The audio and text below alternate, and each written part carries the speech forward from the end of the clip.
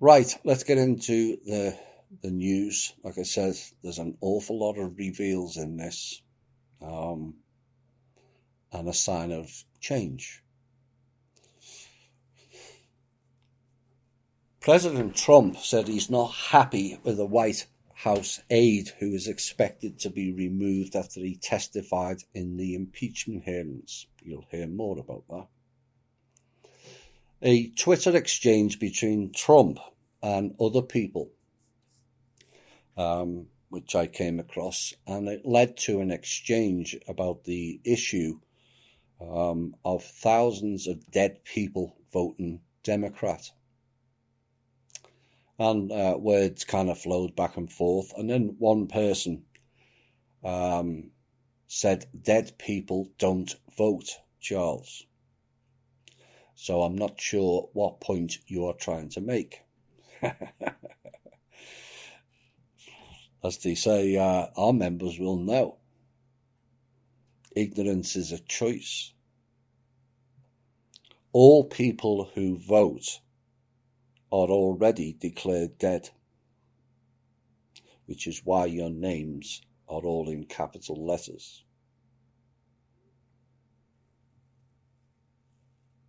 And that's something that we have to correct going forward. The capital letters should only be at the front, not all uppercase. That means you are dead, or they think you are dead. And then we found out this piece. As of yesterday, the oldest man in the world was confirmed to be 112 years old and 344 days. And he lives in Niigata in Japan. So please explain how Michigan can have someone on their voter rolls born in 1823. Making them 84 years older than the oldest man in the world. It's not just Michigan either. Here's a pleasing story which runs alongside of what we're trying to do with the People's Club on a wider basis. But it's not every day that a new boss flies in and gives his employees the stunning news that they're getting an instant raise to meet a $50,000 minimum salary. But kudos to Gravity Payments CEO Dan Price. And Price, who owns the Seattle-based payment processing company, famously slashed his $1 million salary back in 2015 to give all his employees a minimum $70,000 salary. Now, most employees at the company were making under $30,000 according to Price, and as part of the deal, he committed to immediately raising the minimum salary up to $50,000, offering many employees a significant pay bump. And he also gave employees a $5,000 raise each year, which then culminated in a $70,000 annual salary by 2024.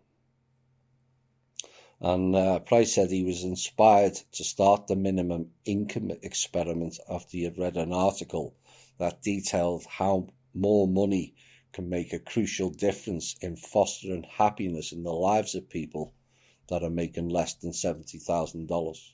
Good stuff. Now comes the pain. Oh dear. They're getting exposed.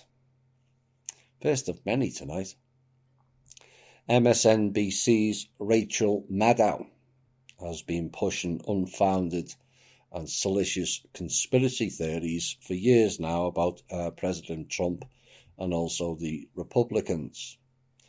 Of course, Miss Maddow made herself the queen of fake news after she dedicated 2 years of her show to falsely claim to her viewers there's evidence that Trump colluded with Russia to win the 2016 election, which failed. But her lies have now finally caught up with her, and a few months ago when the conservative network One America News Network smacked her with a cease and desist letter. Maddow is now in court trying to defend herself with legal help from Comcast and MSNBC because she's now being sued for $10 million for claiming a OANN reporter is a Russian asset trying to subvert America and help Trump. And she said, we literally learned today that outlet that the president is promoting shares staff with the Kremlin. And she went on, I mean what? It's an easy thing to throw out. Hey, that looks like Russian propaganda. And she said the most pro-Trump right-wing news outlet in America really, literally is paid Russian propaganda. Oh dear. Statements, not facts. Again, Miss Maddow. Apple have been fined €25 million, which is about $27 million, for deliberately slowing down older iPhone models without making it clear to consumers. The fine was imposed by France's competition and fraud watchdog, which said consumers were not warned. Now, back in 2017, Apple confirmed that it did slow down some iPhones, try all. And they're lying when they said that they did so to prolong the life of the devices. They've been reading Langley scripts again. And Apple said in a statement that it had resolved the issue with the watchdog, and many customers had long suspected that Apple slowed down the older iPhones to encourage people to upgrade when a new one was released. Of course they did. And the company confirmed it did slow down some models as they aged, but not to encourage people to upgrade. Yeah, right. And it said that the lithium-ion batteries in the devices became less capable of supplying peak current demands as they aged over time. And that could result in an iPhone unexpectedly shutting down to protect its electronic components. And so they said it released a software update for the iPhone 6, iPhone 6S and the iPhone SE, which smoothed out battery performance. Well, we've warned about this and technology and the fun and games many times on our show. But this is essentially what they do, and the danger of the technology with chips. You know, it's like Mission Impossible. This message or this phone or this TV or this car will blow up 5 seconds after the warranty, like it always does. You know, that's again needs to be addressed. That type of corporate skullduggery has to be stopped. You know, you buy an item, you should expect it to last a few years, particularly technology. It should last an awful lot longer, not buy a new one every 18 months, 2 years. No need for it. You know, and as an example, how many... when we used to have the dial on the wall, how many times did you buy a new one of them? Did they break? No. So what's the difference? You know, they tell you that technology is advancing forwards. Not when it's breaking every 18 months, it isn't. That's regressing. Oh dear, the next one. Oh dear. The World Horror Organization has warned that trolls and conspiracy theories are undermining their response to the new coronavirus. The World Horror Organization Director, Dr. Tedros Adhanom Ghebreyesus, told reporters that misinformation was making the work of our heroic workers even harder. Good. More than 34,800 people have allegedly been infected by the new coronavirus worldwide, the vast majority in China. And they said when I pulled this report that 723 deaths in China and 1 death abroad in the Philippines. And of the 34,500 people infected within China, Dr. Tedros said almost 25,000 are in the Hubei province, the region where the outbreak was first reported, which has since become the epicenter of the virus. And he said, I would also like to speak briefly about the importance of facts, not fear. Oh dear, the World Health Organization talking about facts and not fear. Really? And people must have access to accurate information, indeed, to protect themselves and others, yes, from the World Health Organization. And he said misinformation around the new strain 2019 nCoV causes confusion and spreads fear to the general public. Oh my, the efforts they're going to spin things now. And he said, at the World Health Organization, we're not just battling the virus, we're also battling the trolls and conspiracy theorists that undermine our response. No, you are battling losing your fake narrative is what you're battling. You've lost the narrative. That won't be the first on tonight's show. The IMF director, Kristalina Georgiev, made her first major personnel move since taking over the institution last October, and announcing that her top deputy, David Lipton, will leave at the end of February.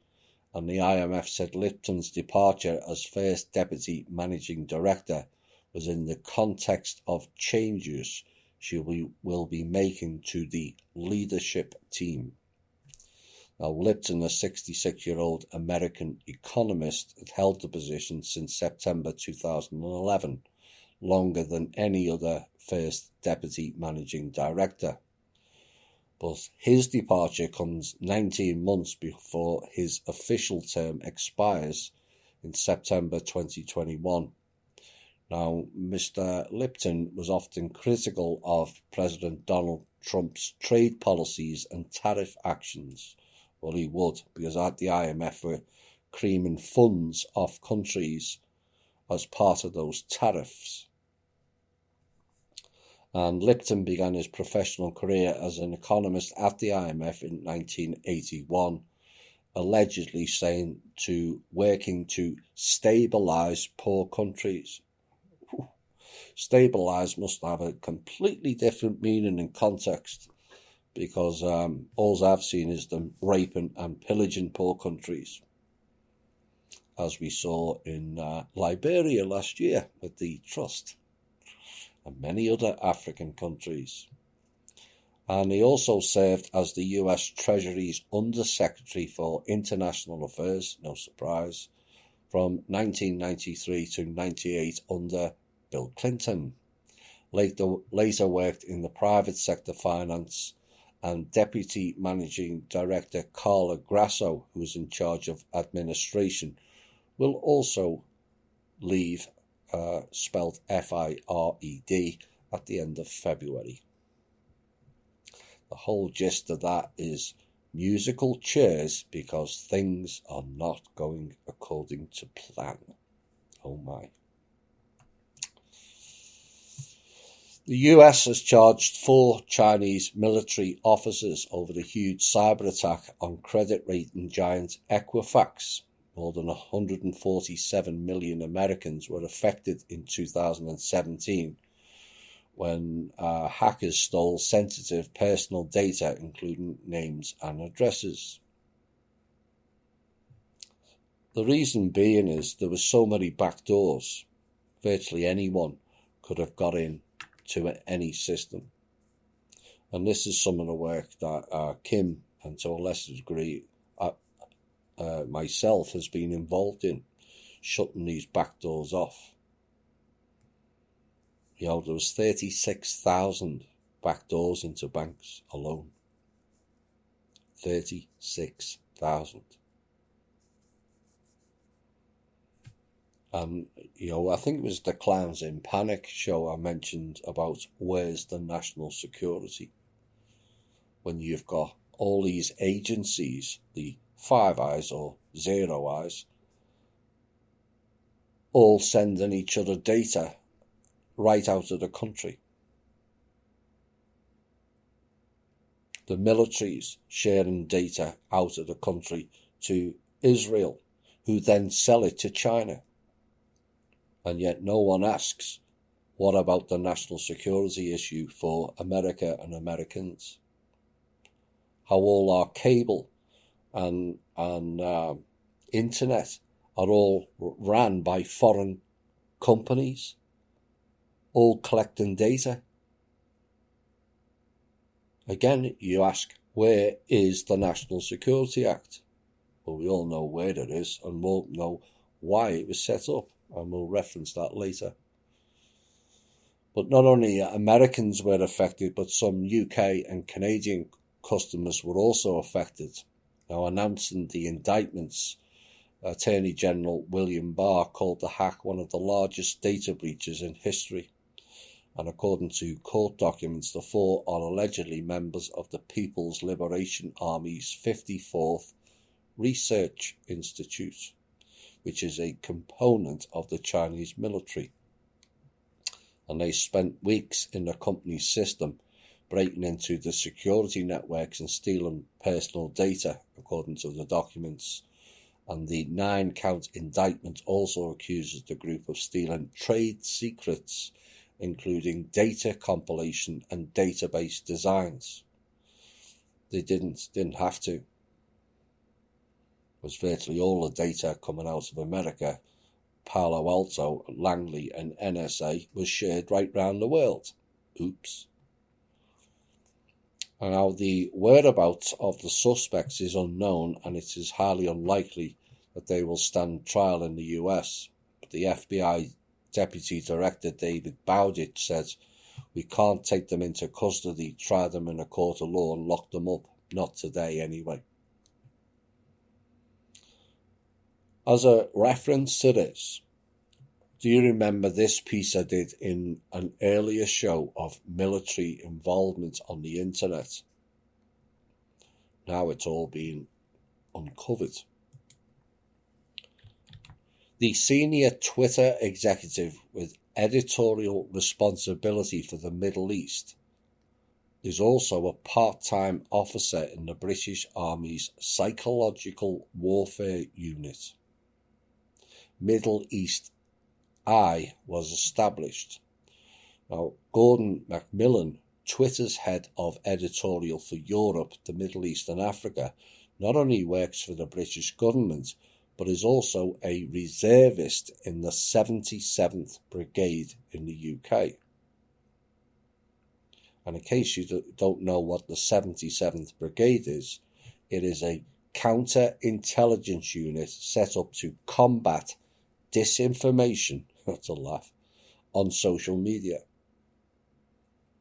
And they spread pro-Western propaganda on Twitter and Facebook. Now, that particular unit was announced in 2015 in response, you can imagine, to a series of losses on the information war front, mainly over Syria and Ukraine. But it's not just there. They are losing information war on all levels. All that information was being passed to them by people within this country. Yes, you can blame, those nasty Chinese hackers. They don't have to hack. That's what we found out when we went into all the systems. We didn't have to hack anything. It was all accessible.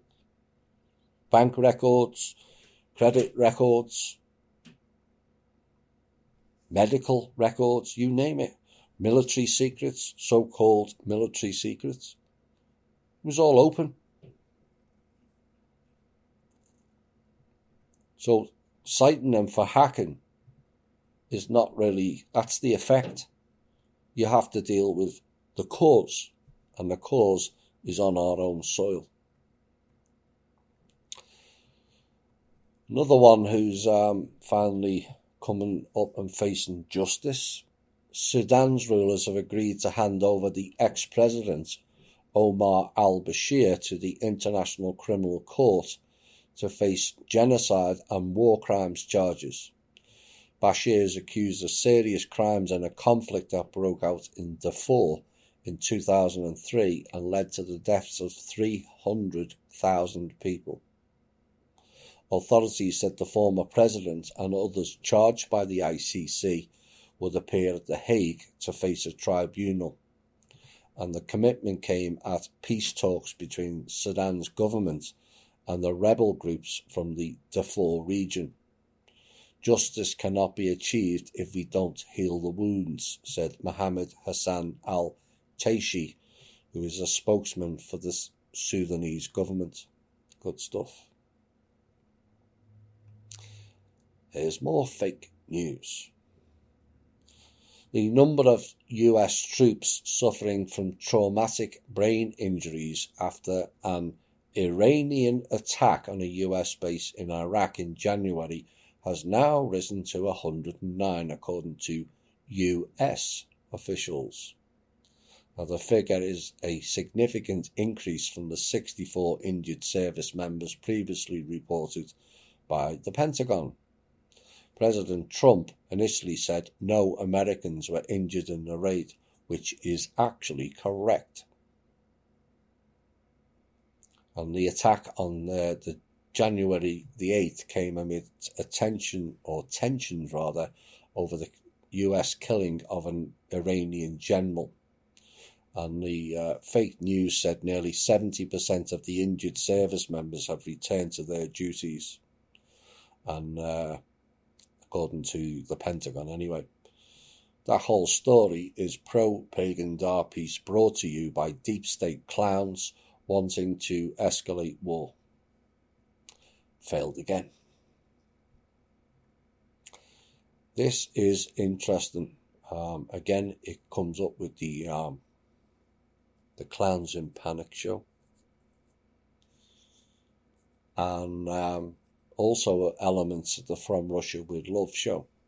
Yet again, the heat is being turned on those who play games that shouldn't be doing it.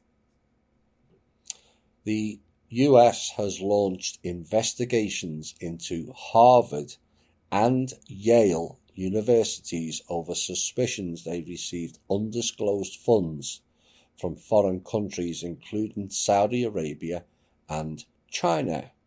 Go figure.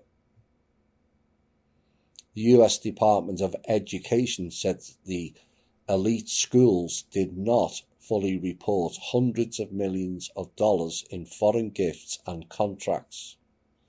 Now, Harvard and Yale told the BBC they were preparing responses for the government, and it comes amid a clampdown on foreign funding into academic institutions.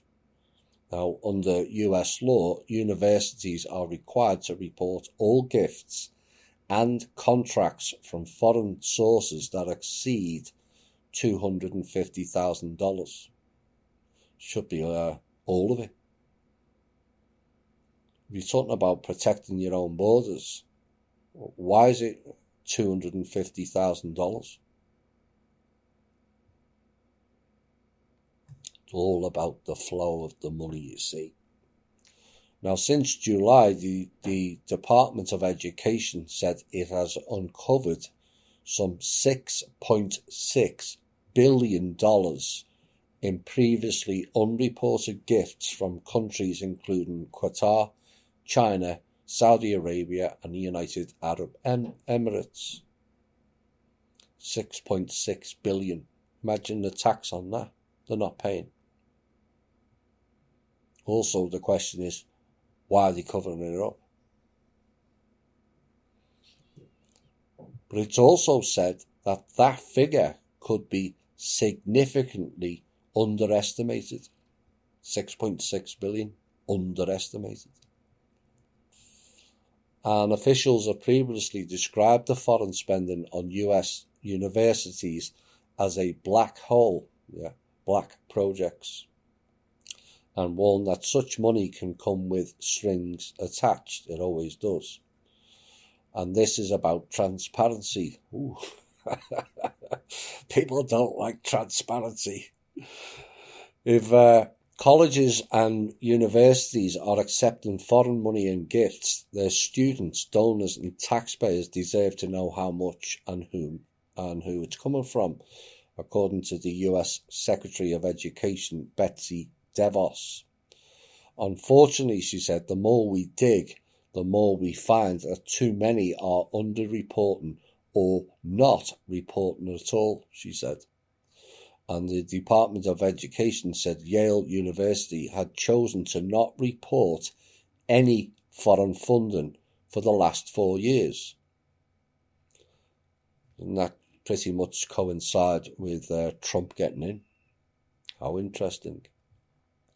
And is suspected of failing to disclose at least $375 million in foreign gifts and contracts.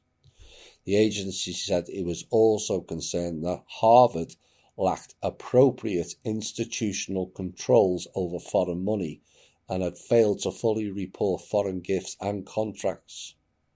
And earlier this month, the chairman of Harvard Chemistry Department and 2 Chinese researchers were charged with making false statements about ties to the Chinese government. Well. It's not ties to the Chinese government, I might add. It's ties to the clowns and the dragon groups, not the Chinese government. They'll blame the Chinese government for everything. It's these hidden deep state elements.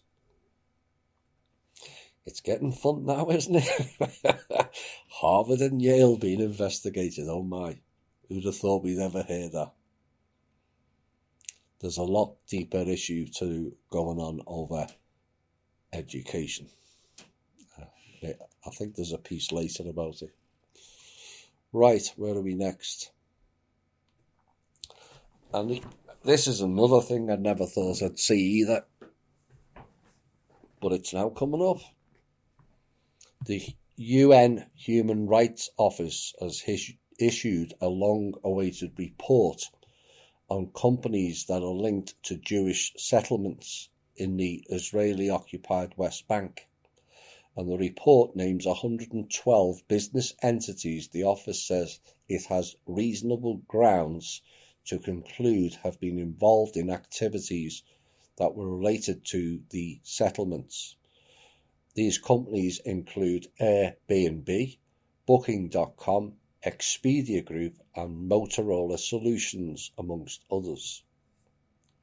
Now, the Palestinians said the report was a victory for international law, but Israel predictably called it shameful. Now, about 600,000 Jewish people live in about 140 settlements that have been built since Israel's occupation of the West Bank and East Jerusalem in 1967, and the settlements are widely considered illegal.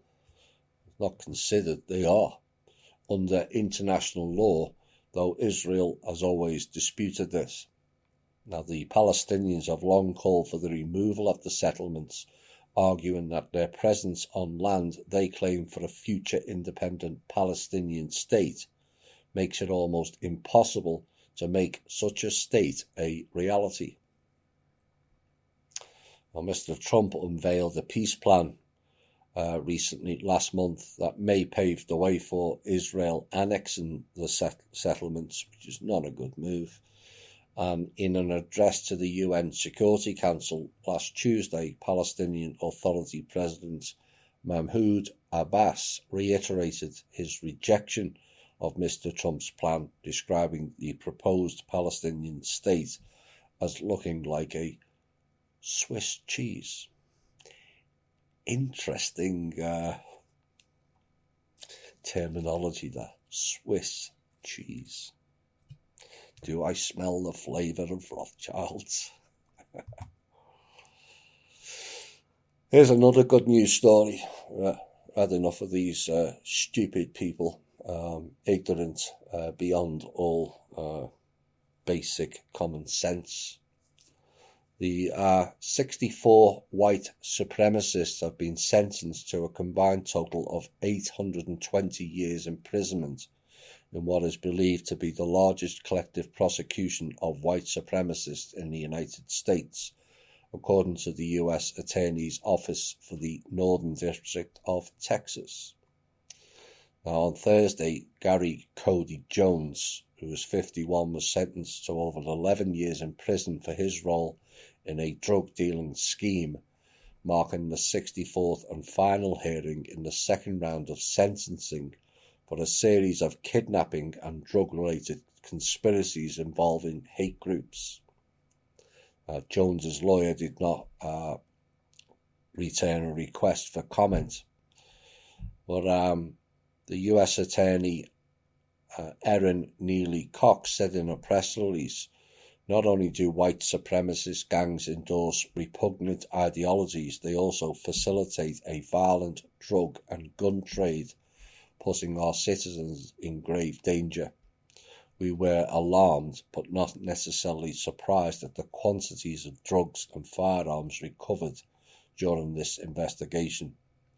And the U.S. Attorney Office is committed to working with our law enforcement partners to dismantle these organizations, disrupt their criminal activities, and put their members behind bars."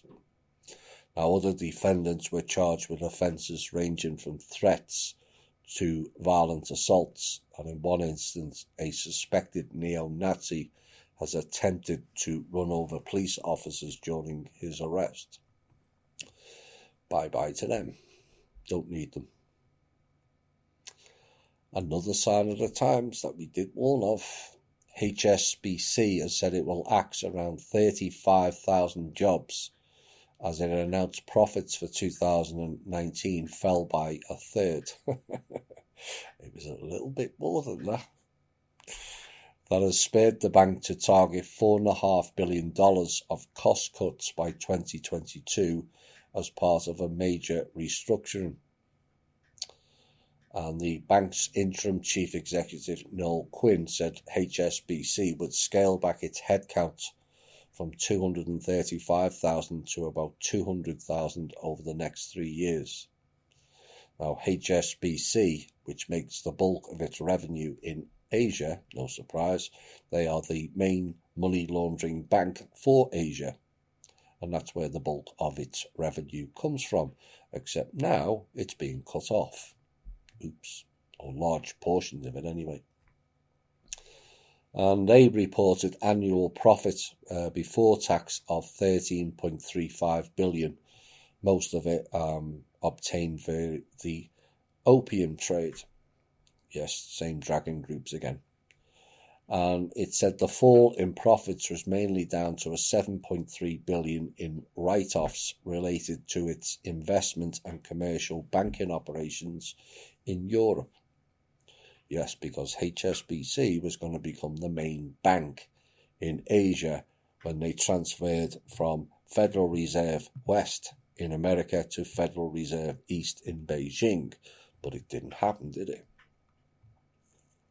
And the 35,000 job losses are deeper than expected and represent about 15% of the workforce. And analysts had expected about 10,000 jobs to be cut, not 35,000. And this is has been replicated. We've mentioned a number of banks now and massive job cuts. And it's indicative and what we warned about would happen. And it won't be 35,000 either. Try 135,000. Because whilst they all sit back and wait for orders from the Rothschilds and the Black Sun groups, the Titanic is sinking.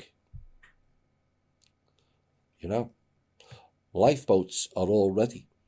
They're all there. They're all ready. But they just follow orders towards their own demise.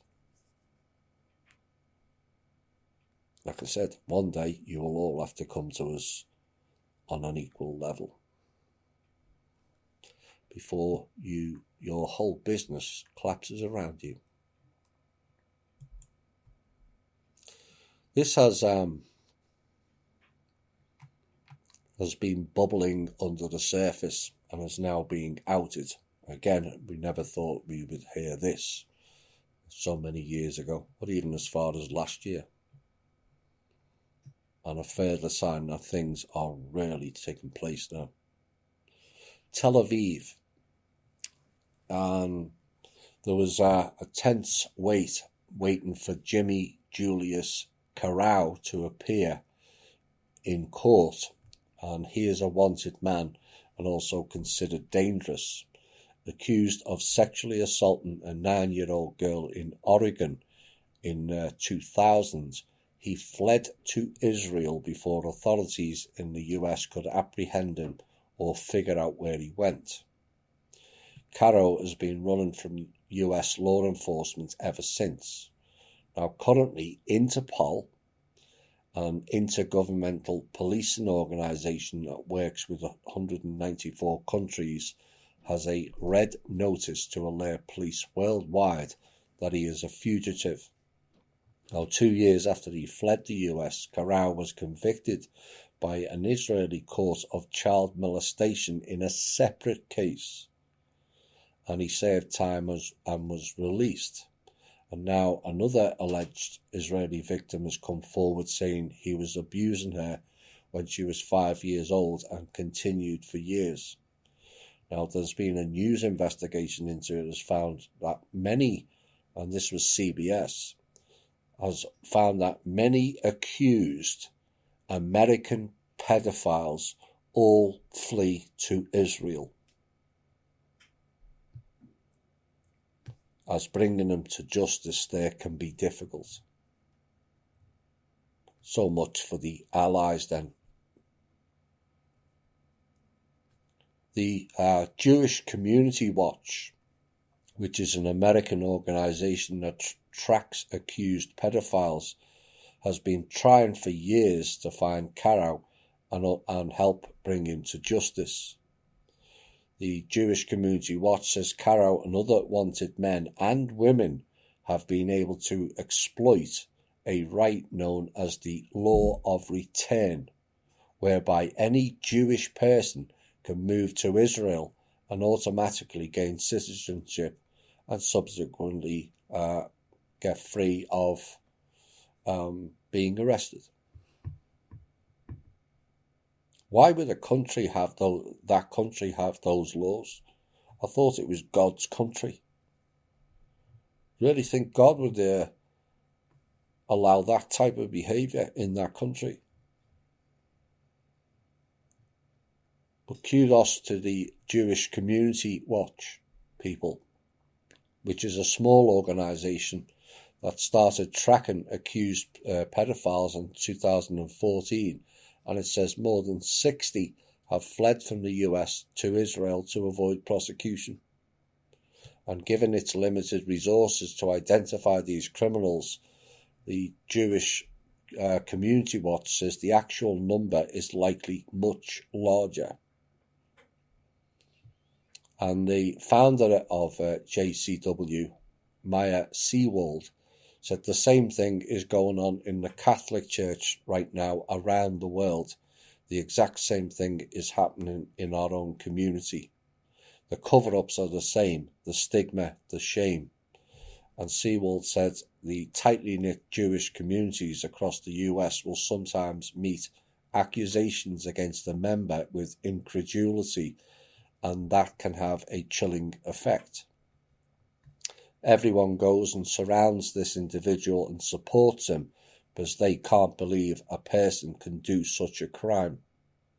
They take the abuser's side and the abuse continues. So it's not only the country of Israel protecting these pedophiles, but also the Jewish communities.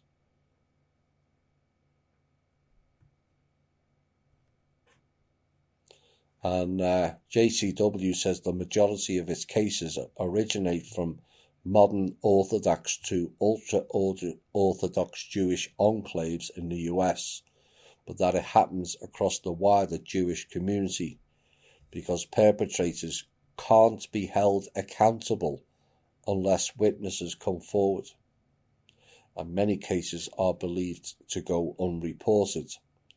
To try to get them out into the light, JCW hold awareness events across the US and offers victims of sexual abuse advice and also emotional support. Now, JCW tracked them down and confronted Carrow in Jerusalem with a hidden camera, and Yom Tov admitted that he had violated his probation and illegally fled the United States with help. Who is helping him? These people. And he also said that in Mexico he obtained a fake passport in order to travel to Israel, where he lives illegally. Jewish communities protecting pedophiles. Epstein, anyone? Big kudos to Maya Seawald, who is Jewish and part of the Jewish Community Watch, for being brave enough to stand up to these criminals. It doesn't matter which religion they are. I suppose it hurts a bit more when it's in your own community. Well, criminal's criminal. So kudos to Mr. Seawald. Here's another story we never thought we'd hear either. Like I said, I told you there'll be a lot of confirms tonight. And this is the final before we have a music break. Switzerland said it is investigating a report that the CIA and Germany's intelligence agency used a Swiss firm's encryption technology to spy on more than 100 nations. Oops. The company Crypto AG was the dominant maker of encryption devices for decades, and none of the countries that bought the equipment knew that it was being run by the CIA in a secret partnership with West German intelligence. Oh boy. Clans in panic? Data mining? Bitcoin? Oops. The spy agencies rigged the devices so they could easily read the encrypted messages. That confirms what we said in our show several times of who created the encryption. Oh, you should get an encrypted email, Thomas. No. They can spy on everything. There's no encrypted. Just didn't. They created it like the cryptos. The CIA and the NSA created cryptos. Bitcoin. Why? To collect data and sell fresh air tokens to stupid people. You know? But they also put backdoors in it. And those backdoors then go into your phone where you have your Bitcoin wallet, and it's using your phone not only to spy on you, but it's using your phone as a battery to fund their program. Metadata. This is why Robert David Steele said, asked for $4.5 billion, I think it was, to provide phones to all the billions of people that haven't got one. And everyone thinks, oh, isn't he nice? No. What they want is everyone on phones so they can track everyone, but also use the battery power of the phone to create these metadata fresh air coins, which they control. It's all there. Told you it all comes out eventually. Now, the Washington Post detailed the partnership and the company's history in a lengthy piece that was published last Tuesday, and the Swiss Defense Ministry then said it is scrutinizing crypto's activities to investigate and clarify the facts of the matter. Now, the events under discussion date back as far back to 1945. I told you we'd gone on a long time, and are difficult to reconstruct and interpret in the present-day context. Now, a classified CIA report on the decades-long operation refers to it as the intelligence coup of the century, because it allowed the intelligence services to read top-secret messages of dozens of countries, including during times of crises, largely of which they created. But 1945, the CIA didn't exist. It was the OSS. Like I said, From Russia with Love 7 reveals most of this. All the same group. OSS being the operative letters. The German intelligence agency left the partnership in the early 1990s after years of tension over money and the Americans' willingness to spy on some of their allies. And the CIA are said to have sold off the company's assets in 2018, creating two successor companies, Crypto International and Psi-One Security AG. Remember in From Russia with Love 7 and also Clowns in Panic about they create these side companies, of which Robert David Steele and Open Source is one of them. This is what they do, so it makes that the CIA is not involved when actually they are, because they control who they place in those companies and run them privately. No government oversight then, you see. Not that they have much government oversight already, because they just pull the National Security Act. We can't tell you any information because it comes under the National Security Act. That's how it works. So if the Swiss authorities allowed the operation, crypto may not have violated the country's laws that limit unwelcome espionage activities by foreign agents. However, the Swiss politician Balthasar Glietli said if the country knew about crypto's activities, it would undermine the foundations of our political identity.